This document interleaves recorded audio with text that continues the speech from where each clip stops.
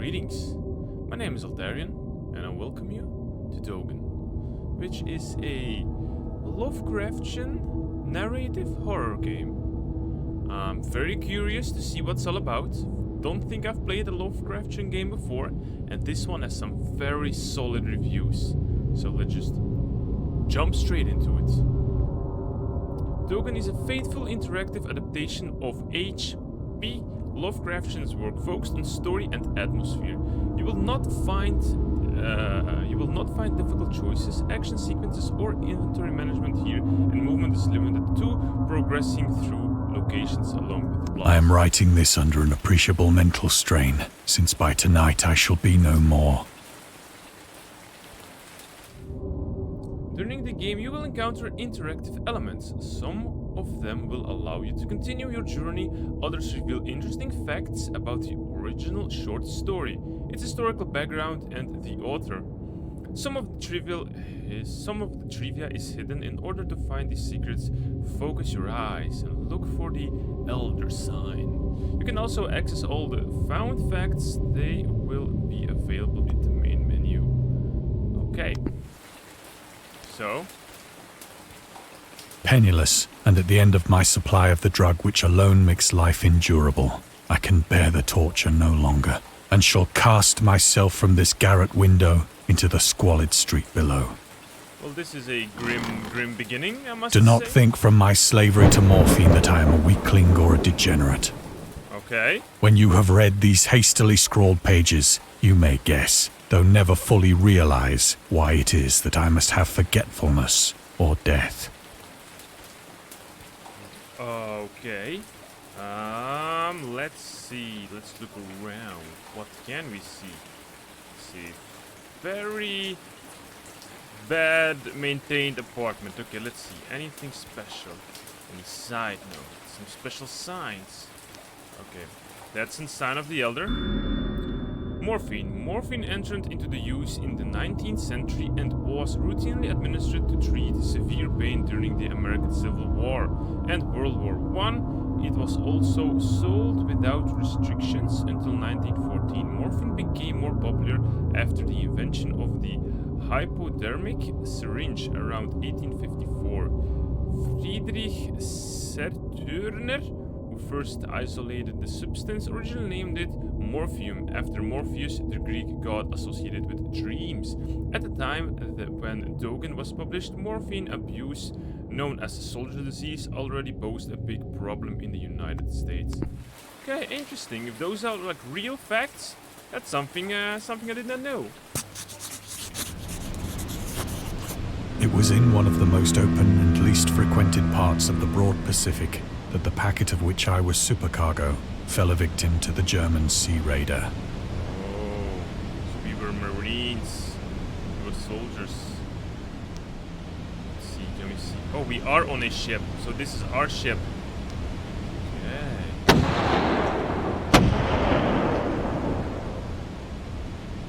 The Great War was then at its very beginning, and the ocean forces of the Hun had not completely sunk to their later degradation, so that our vessel was made a legitimate prize, whilst we of her crew were treated with all the fairness and consideration due us as naval prisoners. Oh, that's what happened.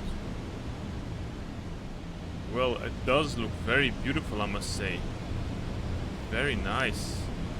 The Huns. The Huns were Central Asian nomads who established a dominion in Europe and invaded the Roman Empire in the 5th century. They were known as brutal, deadly warriors and masters of quick raids, who also developed powerful composite bows, lassos, and early siege weapons. During World War I, the British used the word Hun as a synonym for Germans in order to emphasize their brutality. However, the terms originated when the German Emperor Wilhelm II gave a speech to his troops on 27 July 1900 before they embarked to China.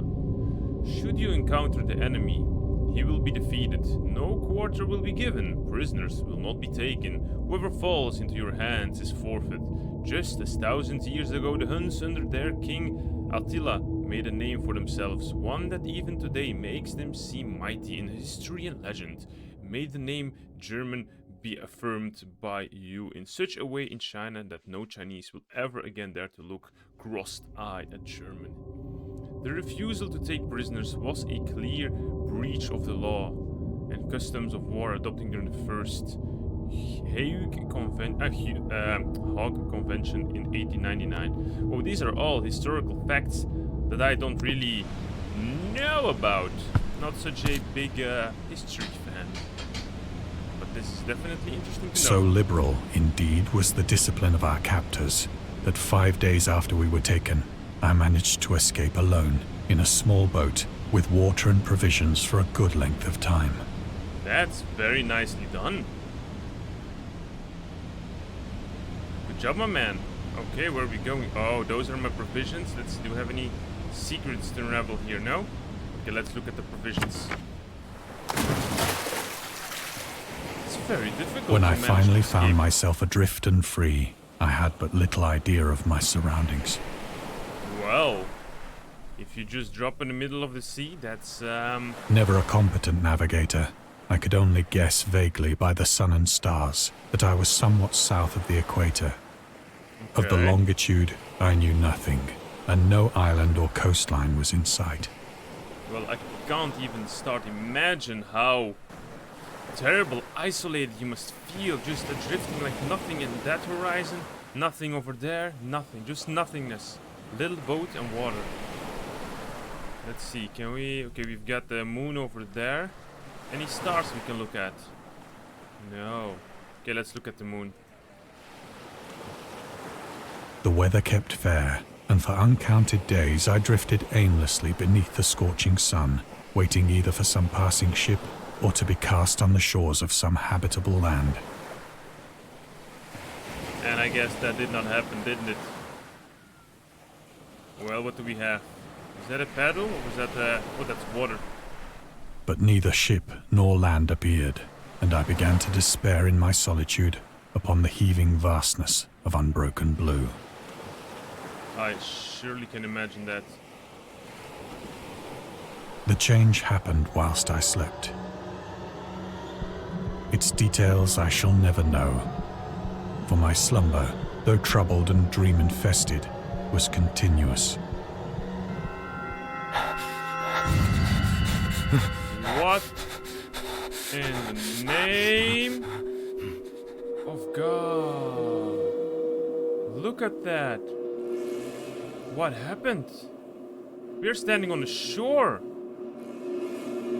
Oh, and those creatures are all stuck. When at last I awoke, it was to discover myself half sucked into a slimy expanse of hellish black mire, which extended about me in monotonous undulations as far as I could see, and in which my boat lay grounded some distance away. Well, holy Though Christ. one might well imagine that my first sensation would be of wonder at so prodigious and unexpected a transformation of scenery, I was in reality more horrified than astonished. For there was in the air and in the rotting soil a sinister quality which chilled me to the very core. And where are we? The region was putrid with the carcasses of decaying fish and of other, less describable things which I saw protruding from the nasty mud of the unending plain. Whoa. Those are some massive fishes. Perhaps I should not hope to convey in mere words the unutterable hideousness that can dwell in absolute silence and barren immensity. There was nothing within hearing and nothing in sight save a vast reach of black slime. Yet the very completeness of the stillness and the homogeneity of the landscape oppressed me with a nauseating fear. Those are some very nice English words. I must say I'm having a very hard time understanding what his vocabulary is. There was nothing within hearing and nothing in sight, save a vast, that means except a vast reach of black slime. Yet the very completeness of the silentness and the homogeneity of the landscape oppressed me. Okay, I think I understand. The sun was blazing down from a sky which seemed to me almost black in its cloudless cruelty, as though reflecting the inky marsh beneath my feet. Well, it seems like a massive oil tanker or something like that spilled in the ocean. we see something? Oh, that's our boat. Wow, the sounds of walking through. As I crawled into the stranded boat, I realized that only one theory could explain my position. Did you see that? Through some unprecedented volcanic upheaval, a portion of the ocean floor must have been thrown to the surface, exposing regions for which innumerable millions of years had lain hidden under unfathomable watery depths. That's a very solid explanation, but look at these massive amounts of octopus. So great was the extent of the new land which had risen beneath me that I could not detect the faintest noise of the surging ocean, straining my ears as I might. Nor were there any seafowl to prey upon the dead things. Oh, so no birdies. Oh my god. So we have at least one eatable fish, although these octopuses may be eatable as well, but everything is like still alive. Ah, what is that thing over there? Like a massive slime pulsating. Ah. Well, that... Oh! The mystery of volcanic islands. Volcanic eruptions sometimes result in the creation of islands. Most of them are transient and erode after some time, but some prove permanent.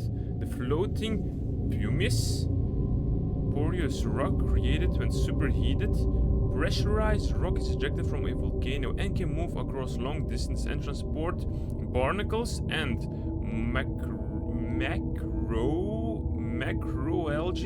macroalgae that cling to it. In 2001, rafts of pumice created during the eruption of a volcano near Dagon, Polynesia, eventually reached Australia.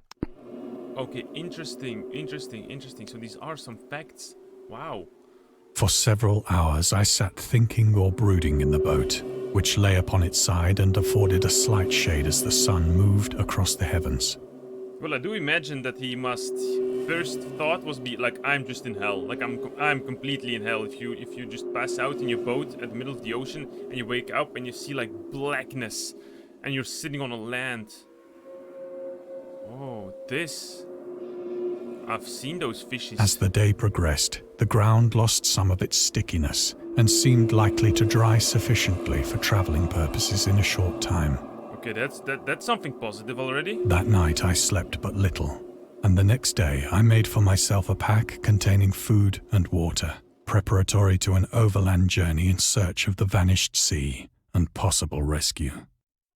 Well, it does depend on how massive this island is. Since he doesn't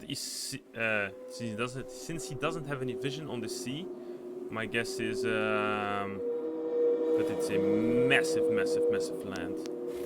Okay, let's take it. On the third morning, I found the soil dry enough to walk upon with ease. Oh, that's a long... The odor of the fish was maddening, but I was too much concerned with graver things to mind so slight an evil, and set out boldly for an unknown goal. Well, your goal is quite actually clear. You must find any sorts of food, water, or people, just to survive. All day I forged steadily westward, guided by a faraway hummock which rose higher than any other elevation on the rolling desert. What are those? What happened? Those, like, everything's been eaten to bones. Wow. This, even if it's just fish, it does look like it's straight from out of a horror story. Oh, that's a whale. Damn. Wow. Nothing's alive anymore. Oh, this is some absolute lovely scenery. I love it already, guys. That night, I encamped, and on the following day still travelled toward the hummock, though that object seemed scarcely nearer than when I had first espied it. This seems like the remains of a kraken. Like a massive kraken. Wow, imagine discovering a kraken. The horrors of the ocean, the creator of the Cthulhu mythos and the fictional underwater city of lie was convinced that life could not exist at the bottom of the ocean because the water pressure would make it uninhabitable. Today we know that the darkest depths of the ocean are home to many peculiar organisms. The deepest dwelling fish we have discovered so far, the Mariana snailfish, can live about 8,000 meters below the ocean surface in never-ending darkness, and the hellishly crushing pressure, hundreds of times stronger than those found at sea level. Upon glancing at the modern photos of deep-sea creatures such as the anglerfish, the fangtooth and the viperfish, and their truly Lovecraftian characteristic, it's hard not to find some irony in this. Well, I love it. Oh, I love it.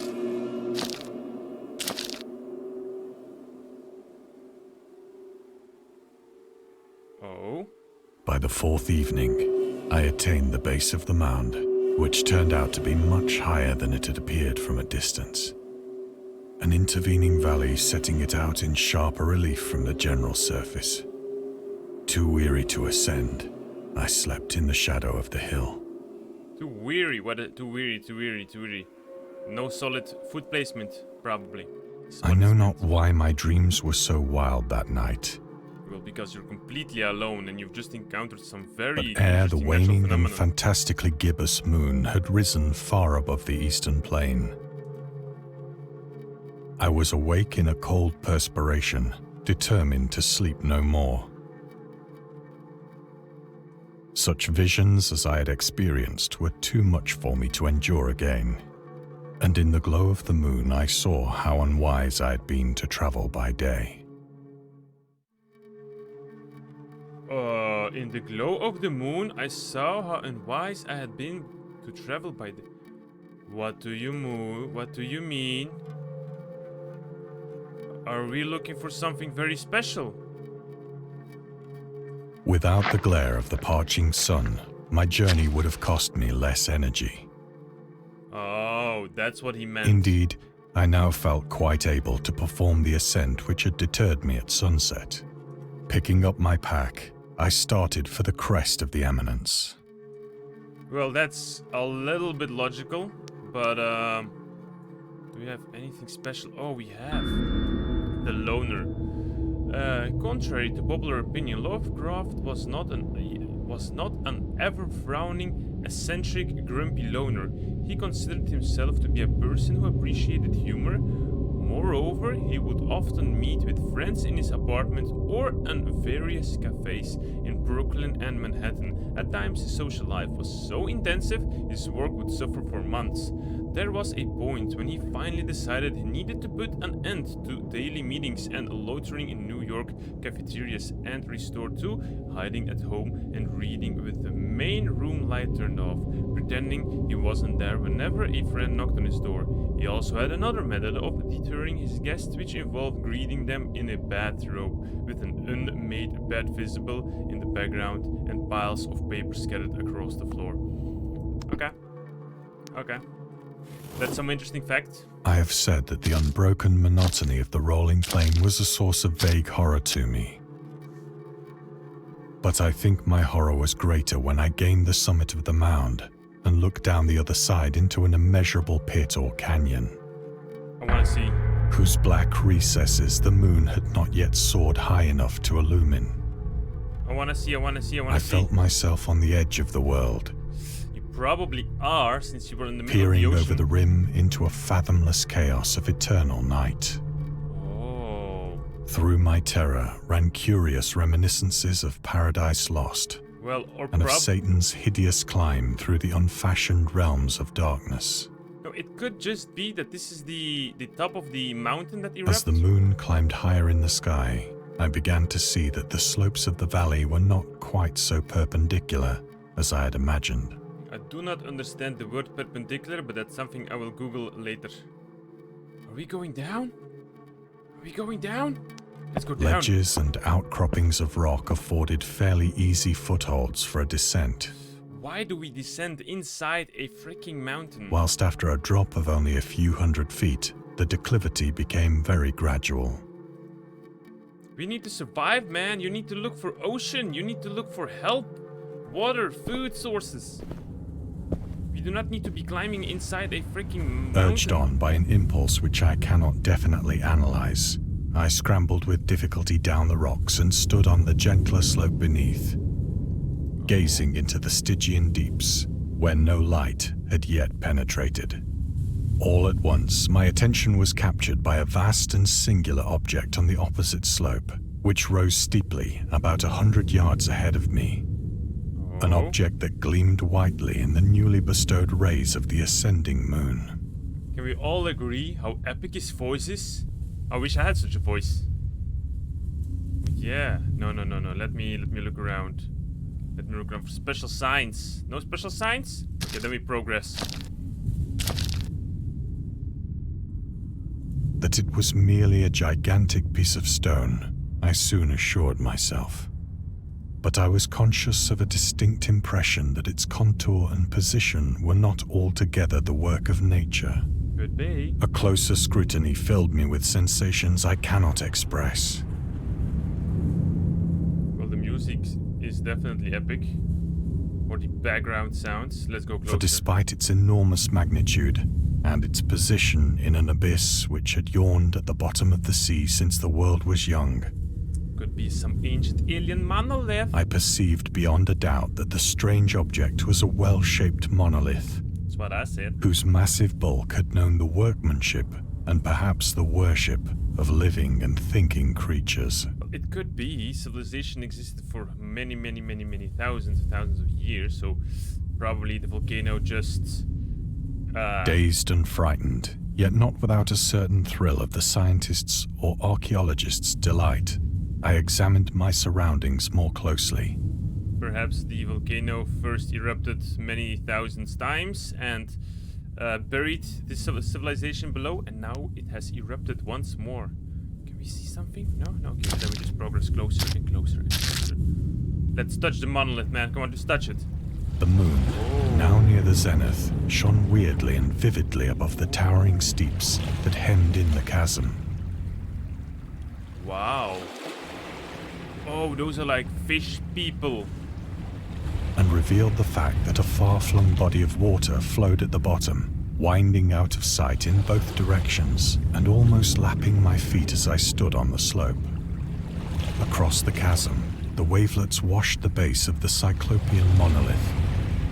He's using such interesting words, I love it. On whose surface I could now trace both inscriptions and crude sculptures. Well, I definitely see. Those are like 4 different... This is... Those whales? It's difficult to see what that is. Like whales, 4 types of whales, 4 faces of god creature-likes, 4... Those are like human-like fish? Something like that? Can we see anything else inside the water? No? Okay, then we look at the monolith. The writing was in a system of hieroglyphics unknown to me and unlike anything I'd ever seen in books. That's interesting. Consisting for the most part of conventionalized aquatic symbols such as fishes, eels, octopi, crustaceans, mollusks, whales, and the like. It's not octopuses, it's octopi. I thought it was one octopus, 2 octopuses. It's octopi. Several characters obviously represented marine things which are unknown to the modern world. Oh, but this fish completely at the right side, we already know. The octopus, the center one, that's something very, very scary. But whose decomposing forms I had observed on the ocean-risen plain. Oh yeah, they probably have... It was the pictorial carving, however, that did most to hold me spellbound. Which one? Pictorial. What the hell is pictorial? It's this thing. Storytelling methods. Dagon contains many themes and storytelling methods that Lovecraft developed in a later work, telling the story through carvings at the Mountains of the Madness, the Nameless City, journals, and character notes, the shadow of the time, and the haunter of the dark. Islands emerging from the ocean, the call of Cthulhu, or fictional beings and deities based on real events and mythologies, whispers in the darkness. It's also considered the origin of the popular Cthulhu mythos. Some of the Lovecraft's other stories also include, in a manner similar to Dagon, but let's skip the details in order not to spoil the end. Oh yeah, so it's this Plainly sign. visible across the intervening water, on account of their enormous size, were an array of bas-reliefs whose subjects would have excited the envy of a doré. I think that these things were supposed to depict men, at least a certain sort of men. Though the creatures were shown disporting like fishes in the waters of some marine grotto. Yep. Fish people. Or paying homage at some monolithic shrine, which appeared to be under the waves as well. Fish people. Of their faces and forms I dare not speak in detail, for the mere remembrance makes me grow faint. Grotesque beyond the imagination of a Poe or a Bulwer. Oh, those are their faces, probably. 4 fishmen and 4 faces. Cool. They were damnably human in general outline, despite webbed hands and feet, shockingly wide and flabby lips, glassy, bulging eyes, and other features less pleasant to recall. Well, it's just less pleasant. Curiously because we're not used enough, to them. they seem to have been chiseled badly out of proportion with their scenic background. For one of the creatures was shown in the act of killing a whale, represented as but little larger than himself. Wow.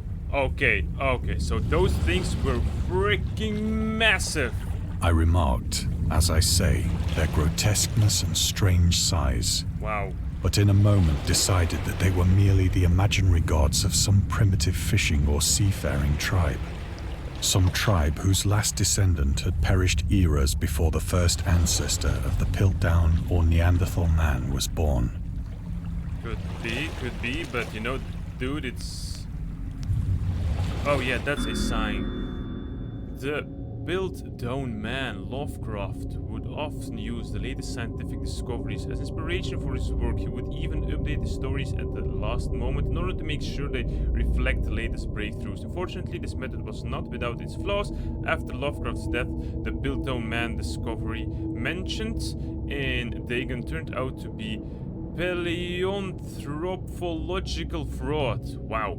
In 1912, Charles Dawson, an amateur archaeologist, announced that he had discovered the missing link between ape and man. The fossil remains of a previously unknown early human. Years later, they turned out to be forgery. But by that point, the fraud had already managed to negatively affect the early research on human evolution. In the year when the discovery took place, the majority of the scientific community believed Dawson indeed found the missing link. In 1953, the Time magazine published evidence providing that Dawson was a con man. It turned out that the fossil of the previously unknown early human consisted of a human skull, the jaw of an orangutan, and a chimpanzee teeth.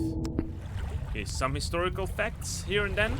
Awestruck at this unexpected glimpse into a past beyond the conception of the most daring anthropologist, I stood musing whilst the moon cast queer reflections on the silent channel before me.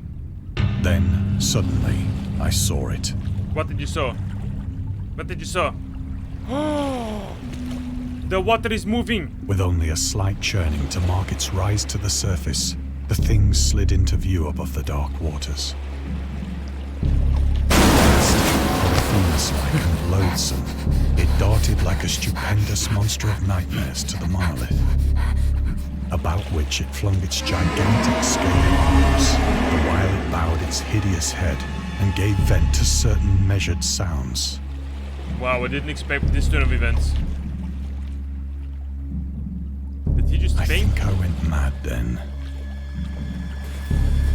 Of my frantic ascent of the sloping cliff and of my delirious journey back to the stranded boat, I remember little. It's a lucky thing that beast did not see him. Wow. But yeah. It could be that he's going mad. I believe I sang a great deal and laughed oddly when I was unable to sing. I think it is indeed a breaking point for all your humanity or your human knowledge is completely denied or turned upside down. If it is real what he saw eventually. I have indistinct recollections of a great storm sometime after I reached the boat. Although I think now in modern time we are more open At any to weird rate, stuff. I know that I heard pearls of thunder and other tones which nature utters only in her wildest moods. How about we hide? How about we hide from the storm?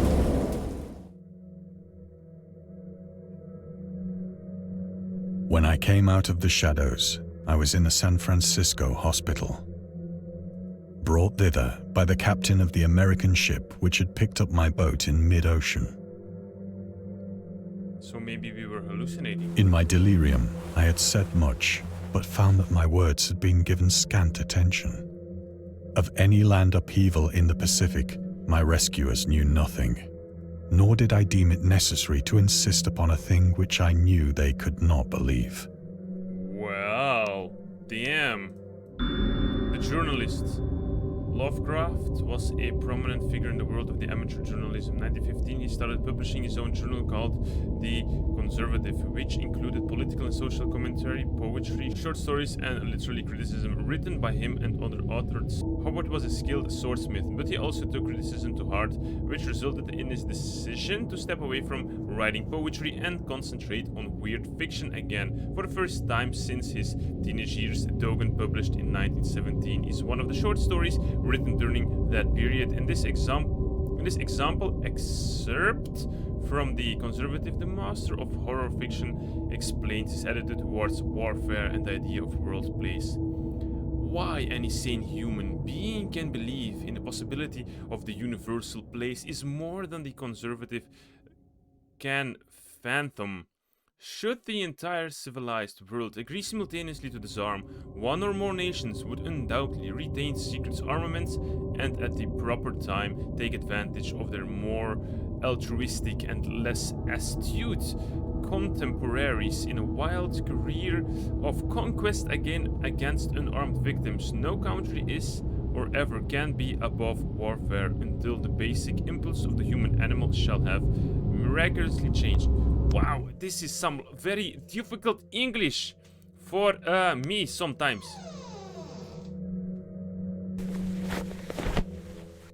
Once I sought out a celebrated ethnologist and amused him with peculiar questions regarding the ancient Philistine legend of Dagon, the fish god.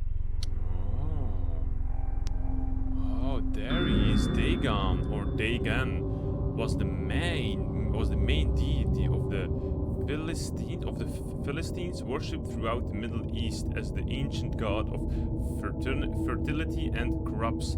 In Hebrew, the word Dagon was a common noun for grain. The rulers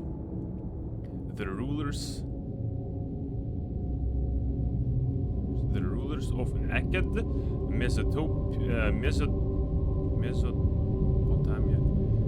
The rulers of Akkad, Mesopotamia, chose him as the patron saint of their war conquest. He also appeared as the judge of the dead in an Assyrian poem and an underworld prison warder in one of the Babylonian texts.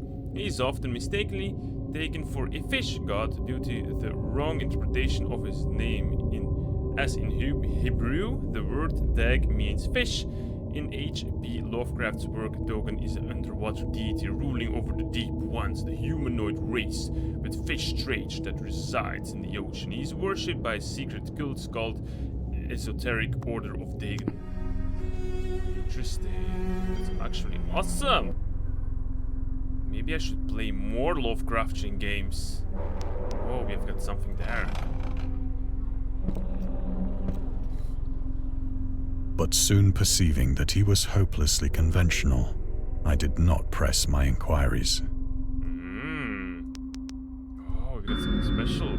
The marketer Lovecraft's attempt to find a job in 1925 were influenced by advice he received from friends. Among others, he started freelancing from a marketing magazine where he would write announcements and commercial. Feel free to judge his copyright skills yourself. From an ad from Curtis Woodwork. Curtis Woodwork embraces both the usual structural units and the cleverest contrivances of built-in or permanent furniture, such as bookcases, dresses, buffets, and cupboards. Every model is conceived and created with the purest art, ripest scholarship, and mellowest craftsmanship which energetic enterprise can command, and made to comfort rigidly to the architecture of each particular type of home. Wow, that's so difficult. The cost, considering the quality, is amazingly low, and the trademark on the individual pieces prevents any substitution by careless contractors. Difficult. I don't know how to judge it. It's difficult as it is. August Derleth and the Cthulhu Mythos.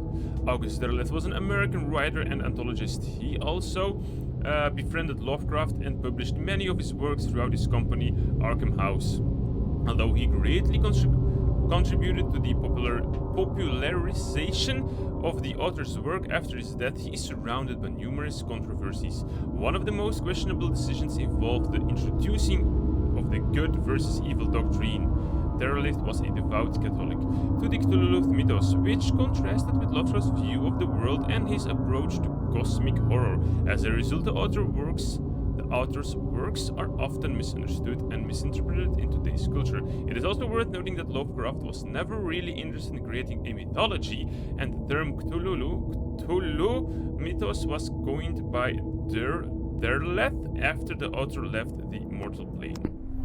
Wow, so much story and understanding not too much. Okay, where are we looking at now? Oh, we can look around the room. Nice. Oh, that flashed a little bit too far. We go there.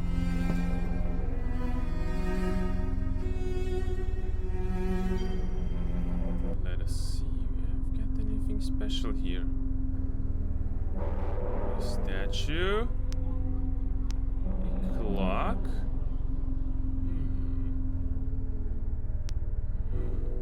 There is nothing here to see. Nothing in the books. Well, okay, then we just go to the door.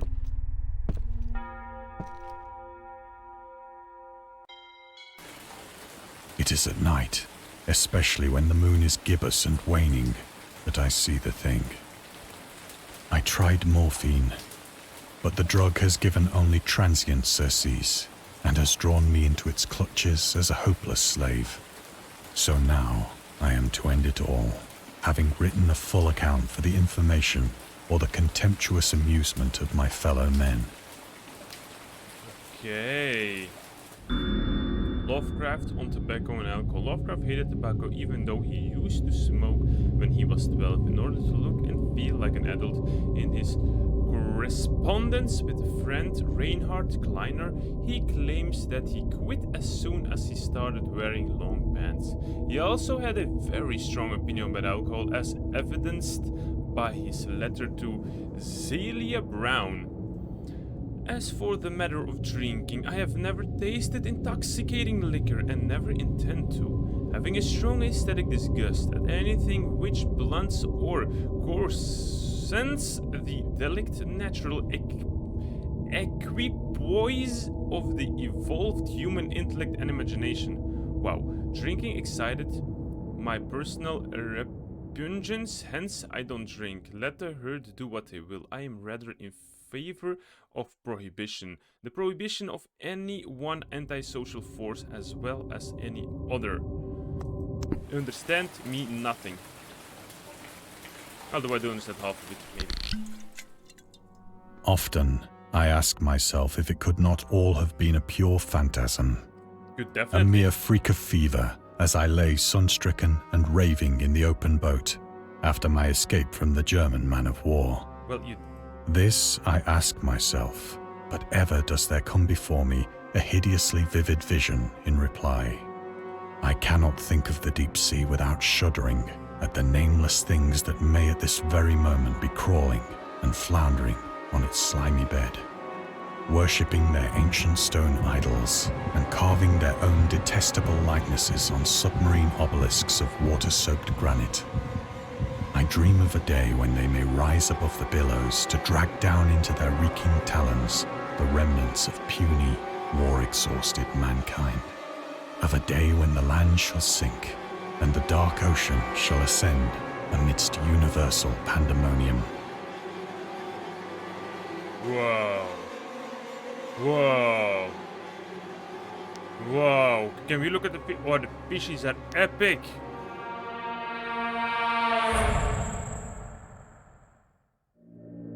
The end is near. I hear a noise at the door, as of some immense slippery body lumbering against it.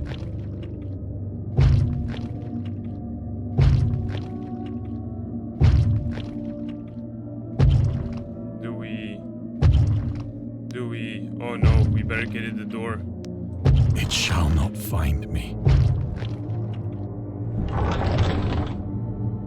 Uh-oh. God, that hand! Oh, that's the beast. That's the god. The window! The window!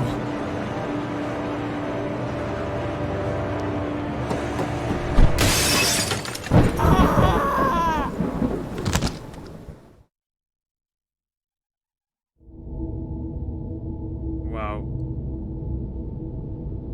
Wow. Thank you for playing. We hope you enjoyed immersing yourself in our little pool of cosmic horror. We would appreciate if you took a moment and rate Dragon, and let's check out other games and DLCs. Well, I must really say, I like that. That was really awesome. That short game was actually quite cool. Oh wow.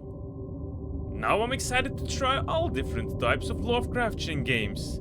Maybe I should look around. Maybe we'll see what kind of... Maybe there will appear another Lovecraftian game in the future. Interesting. Anyways, guys, what did you find about this short narrative game? Drop a comment down below. I'd like to know, are you a fan of Lovecraftian games? If yes, then maybe I will definitely play another Lovecraftian game. But that's for you to decide, my friends. As always, thank you very much for watching. Don't forget to leave a like, subscribe, and I will see you in the next episode. Have a good day, everyone.